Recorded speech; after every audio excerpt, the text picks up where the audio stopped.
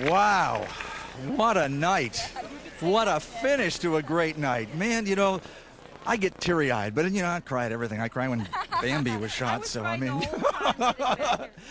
Joining us right now is Alan Kay, the 2004 Teacher of the Year. Alan, I love your humility. I think that is always a wonderful sign of somebody who is so appreciative of this award. Congratulations. Thank you so much. It really is an honor. Now, this sounds like you didn't even expect to win.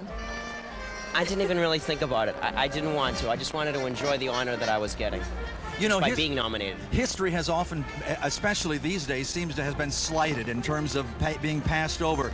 And yet, if we don't learn from history, we are doomed to repeat the mistakes in our future. Well, yeah, absolutely. In fact, I'm even writing a book about that. I feel so strongly about it. I've written books for kids, now I'm writing books for adults. I'm really on a mission to get kids to realize the power of history, not just for the country, but for themselves, too. And Alan, while we're talking about the power of history, let's talk about the power of teaching. Can you tell us a story that has brought you here today, that really, you know, touches your heart and makes you say every day, yes, this is why I love to do what I do? There must be a million stories like that. There is a million stories, and actually, the thing that I love to do is every year I buy a yearbook, and I have my kids sign it, and I just sit there for hours and hours and read the kinds of things that they do, and there's nothing more rewarding than that. I'll be honest, I don't even look at my paycheck, because that's my paycheck. I know it sounds really, really corny, but that's the truth. Well, Anna, we sure appreciate what you're doing for your kids in there. And what is the secret of getting kids involved in history? Just being animated? I mean, you know, give some of our other teachers some hope here. Well, to be honest, the number one thing is to make them realize that history is a story about people, and they're the same as they are. And so I recreate history in the classroom and put them in the same situations, and the kids realize, wow, what would I do if I were in that situation? And you ask them the questions. Instead of telling them stuff, you let them discover it. What would you do if you were in that situation? And it gets them excited, and they feel important because you empower the kids, and that's what it's all about, empowerment. And it's so much more about just history. It's about life lessons as well, isn't it? Isn't that what you're teaching? Yeah, it's about, and I tell them this, it's about how humans react, and I even bring it down to the level as how you should act with your boyfriend or girlfriend. You know, learn to see what do humans do in different situations, and to take that lesson from there and then expand on it. Well, Alan, thank you so much for joining us. We've had a wonderful time again. And again, congratulations to you, and keep up the good work. And now this is how much this guy is into history, okay? See this little card that we have in our hands here? Yes, we both got one. A reminder, you're invited to the Pinellas History Fair on March 31st at Dunedin High School.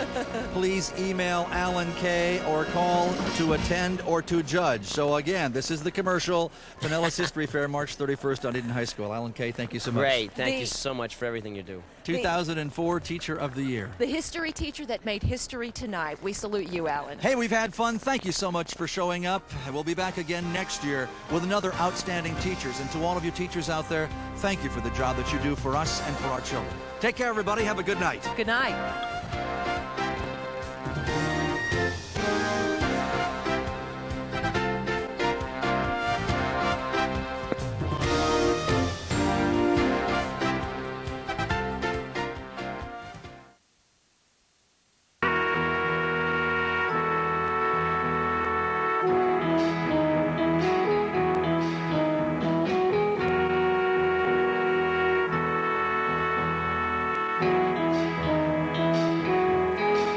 Just too good to be true.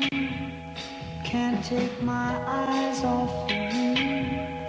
You'd be like heaven to touch. I wanna hold you so much. At long last, love has arrived, and I thank God I'm alive. You're just too good to be true. Can't take my eyes off you. Pardon the way that I stare. There's nothing else to compare. The sight of you leaves me weak. There are no words left to speak. But if you feel like I feel, please let me know that it's real. You're just too good to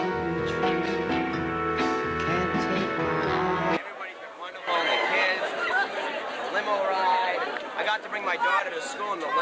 She liked that. That was great.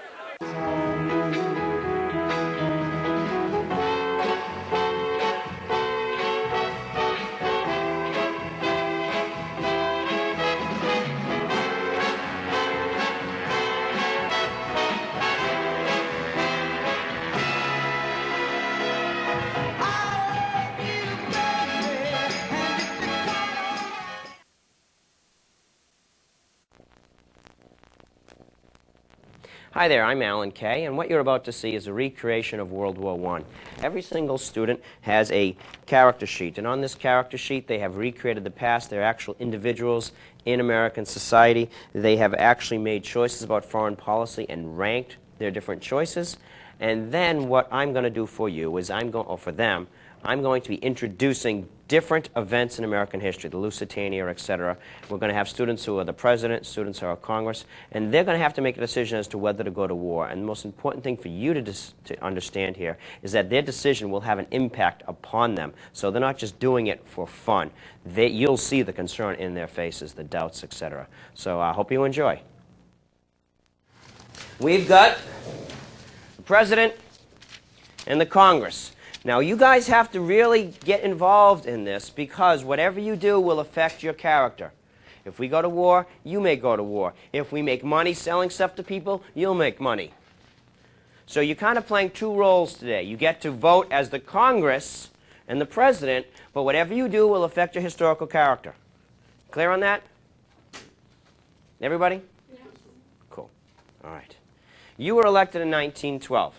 For the first 2 years, everything was cool. Everything was going all right. Your biggest enemies were like the trusts and management and bosses and stuff like that. But then something happens. Terrorism in 1914, specifically in Austria. The Archduke, who is the heir to the Austrian throne, and a lot of us no idea what's going on here because we've never talked about this before. Most Americans couldn't find Austria on a map either back then or today. But the murder of one man by a terrorist group called the Black Hand will make the whole world go to war. And you're going to need to decide right now if you want to go and get involved in that war. Everybody's in it. Let me show you basically what happened. And now I just want to know what you want to do. Take a look at your score sheet again. See what's important to you. Think about how war will affect your character. Yes? Why did people kill the Duke? The Serbian terrorist group killed the Archduke because they wanted this to happen. They felt that when the Austrians moved in, that the Russians would protect them and they would gain complete independence from Austria. Does Russia know that that's what they were trying to do? No, because it wasn't done by an official person in the government. It was done by kids. You should all know this. World War I was started by kids your age. Well, let's take one quick vote. How many of you want to go to war? How many of you are against war? How many of you aren't sure? Personally, I think if you're going to go to war, you need more support than that. We redo the count. So do you want, but it's your decision. Do you want to go or do you want to wait and see? I think we should go to war, Mr. Gay, on the side of the Austrians. No. French. Wait a second. Go ahead. Are there other ways that you can participate more other than actually, Finally, yes, someone's starting to think, how about making some money off this thing? You're all thinking about fighting. There are other options. Remember, always think of the consequences. Think of not just what will happen if I do this and if I don't, but do I have any other options? Yes. Sell things. Let these guys kill each other. Sell them stuff. And then maybe go to war later. It'd be a lot easier to beat any of them if they're weak after fighting each other. What do you think the Americans did to the Indians all the time? sell both of them? Right? So Mr. Gay, both sides? Yeah, why not? Sell them both things. Let them kill each other, and then change your mind. Mr. Gay, wouldn't it be like the British embargo something or other when they were taking our people? It could be, or it might not be. I mean, Well, but won't one side get mad at us and try to... yes, but obviously they won't be as mad as if you declare war against them. So I'm just saying that's the third option, what Elise is asking. That third option is... Yeah, you can do that. Like send mashes in there and then... You can, yeah, you can, and you can wait. You can wait it out, see which side is clearly going to win, and then you can be like the cavalry coming over the hill. You know, we've just come to save you, and everyone's going to love America because you've just saved them from the big bad Germans or the big bad French. But now you can go in, you're not sure. What if you choose the wrong side? I think we should do it at least just once. All right. Okay. You want it? So you want to propose just selling things to them? Yeah, just helping them out first, and then coming in later when one of them's. I'll sell them for sugar. All right. So you want to sell to both sides. Let's see what. If you guys agree with the president, you want to sell goods to both sides in the war. Raise your hands. Oh, that sounds good. That's what we actually. All right. Are we selling food or are we selling? Take out your pay sheets. Take out your pay sheets. Anything they need, food, weapons, money, give them loans. Anything they need, you can sell them.